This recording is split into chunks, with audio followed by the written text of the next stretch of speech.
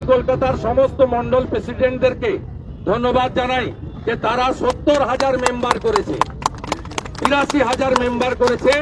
আমার ধারণা আগামী কয়েকদিনে এটা ১ লক্ষ পেরিয়ে যাবে এবং দক্ষিণ কলকাতাতে মমতা ব্যানার্জি আর তার পুলিশ আর গুন্ডাদের চোখ রাঙানিকে উপেক্ষা করে তারা এই কাজটা করেছে। রাসবিহারীতে যে ঘটনাটা ঘটেছে এটা কোনো নির্বাচনী রাজনীতি, প্রতিদ্বন্দ্বিতার রাজনীতি, একে অপরকে সমালোচনা, তির্যক কথার রাজনীতি ছিল না, কেবলমাত্র সদস্যতা অভিযানের ক্যাম্প ছিল। সেই ক্যাম্পে আক্রমণ করেছে কারা? মালা রায়, কুমার সাহা, তাদের গুন্ডারা। আপনি অবাক হয়ে যাবেন, আমাদের হানিফদা তার হাত ভাঙলো, কালকে অস্ত্রোপচার হলো। আমরা অভিযোগ করলাম আক্রমণকারীদের বিরুদ্ধে, তাদের একজনকে অ্যারেস্ট না করে আমাদের রাঘবীর ভাই, একজন তরুণ শিখ যুব মোর্চার নেতা, আমাদের রাষ্ট্রবাদী মুসলিম হানিফদা, তাকে গ্রেপ্তার করা হলো এবং এই তুষার ঘোষের নেতৃত্বে নির্লজ্জ মমতার পুলিশ তারা মলেস্টেশনের ধারায় মামলা দিল।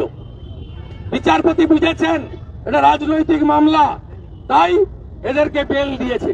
শুনে রাখুন এখানকার পুলিশ, আমরা যে এফআইআরটা করেছি আগামী সপ্তাহে হাইকোর্টে পুলিশ ইনঅ্যাকশনের মামলা করব এবং আজকেই কলকাতা হাইকোর্টে নিউটাউনের একটা আইসি ক্লোজ হয়েছে।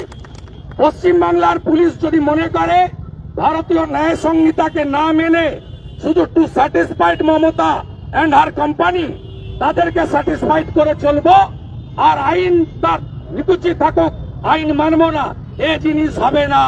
আমি আপনাকে বলে গেলাম, কানটা খুলে শুনে রাখুন। পুলিশ ইনঅ্যাকশনের মামলা করব এবং এই আইসিকে বাধ্য করব কুমার শাহ, মালা রায়, মমতার পোষ্যদের গ্রেপ্তার করতে। আমার নাম শুভেন্দু অধিকারী। মমতা ব্যানার্জিকে হারিয়েছি আর আগামী বছর ভবানীপুরেও মমতা ব্যানার্জিকে আপনারা জোট বাঁধুন, তৈরি হন। একটার পর একটা বাড়ি পড়ে যাচ্ছে। গার্ডেন রিচে পড়েছে গতবারে, ১৩ জন গরিব মারা গেছে। আবার বাঘাযতীনে বাড়ি ভেঙে পড়েছে, ৫,০০০ পুকুর বুঝিয়েছে এই চোর তৃণমূল কলকাতাতে গত ১০ বছরে। প্রমোটার রাজ, সিন্ডিকেট রাজ, আইসিআর কাউন্সিলররা ১০০ কোটি টাকা করে মালিক হয়েছে। গোটা কলকাতায় বেআইনি বিল্ডিং এ ভরে গেছে। কয়েকদিনের মধ্যে আসছি ৯৯ নম্বর ওয়ার্ডে বাঘাযতীনে। এর আগে আমি গার্ডেন রিচেও গেছিলাম। এদের কি করে সোজা করতে হয় আইনি পথে জনগণকে সাথে নিয়ে, তার প্রমাণ আমরা করব। সবাই ঐক্যবদ্ধ থাকবেন। যত মারবে তত বিজেপি বাড়বে, যত মারবে বিজেপি বাড়বে, যত আটকাবে। আমি সিপিএম এর রাজত্ব দেখেছি। এই সিপি মনোজ বার্মা পশ্চিম মেদিনীপুরের এসপি ছিল, আমি তাকে সেদিন দেখেছি। তারপরে ইঁদুর হয়েছিল, এখন মমতা তাকে আবার বাঘ করেছে।